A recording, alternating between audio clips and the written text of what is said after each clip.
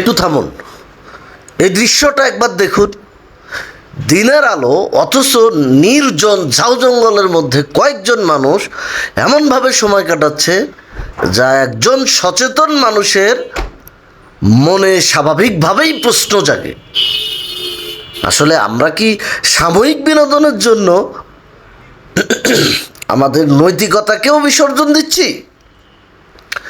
কেউ হয়তো এটাকে গল্প বা আড্ডা বলবে, কেউ বিনোদন বলবে, কিন্তু যদি সেই আড্ডার সঙ্গে অশ্লীলতা, নেশা কিংবা হারাম কাজে আমরা জড়িয়ে পড়ি, তাহলে এই সাময়িক আনন্দের মূল্য কতটা ভয়ঙ্কর হতে পারে তা আমাদের ধারণারও বাহিরে।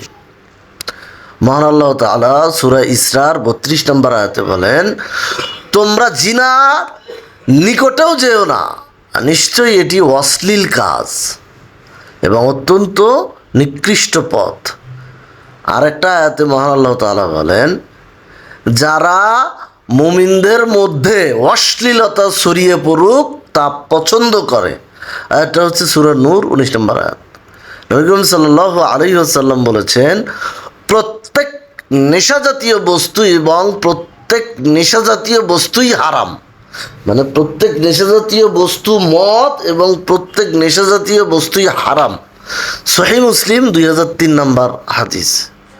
আমরা মনে রাখবো, কয়েক ঘন্টার বিনোদন শেষ হয়ে যাবে, কিন্তু আমলনামা থেকে যাবে। সাময়িক আনন্দের জন্য যেন আমরা পরকালকে শেষ না করি। মহান আল্লাহ তাআলা আমাদের হায়া, তাকওয়া ও সঠিকটা বোঝার তৌফিক দান করুন। আমিন।